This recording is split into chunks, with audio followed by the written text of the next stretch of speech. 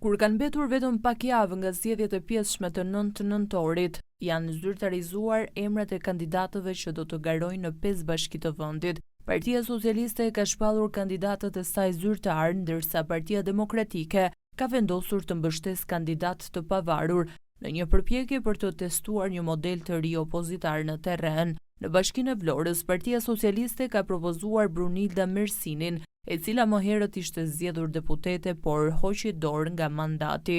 Nga ana tjetër, Partia Demokratike do të mbështesë kandidatin e pavarur Dionis Sota, i cili shihet si një figurë e afërt me strukturat lokale të opozitës. Në Berat, opozita mbështet të pavarurin Pavlo Shkarpa, ndërsa Partia Socialiste ka propozuar Ervin Cecën si kandidat për kryebashkiak. Në Cerik, gara pritet të jetë ngushtë mes Florence Dokës nga Partia Socialiste dhe Amarildo Hoxhës, që kandidon si i pavarur me mbështetjen e opozitës.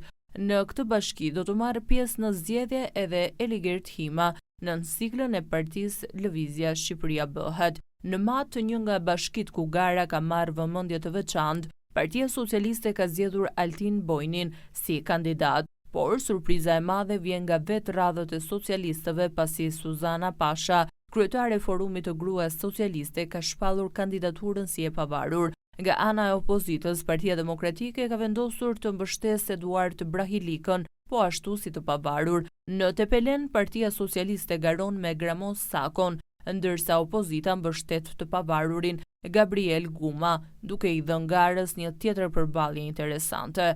Sa i përket Bashkisë së Tiranës, Partia Socialiste ka propozuar Ogerta Manastirliun, ndërsa opozita kishte shpallur kandidaturën e Florian Binajt. Megjithatë, zgjedhjet në kryeqytet janë pezulluar nga gjykata kushtetuese që po shqyrton kërkesat e depozituara nga palët.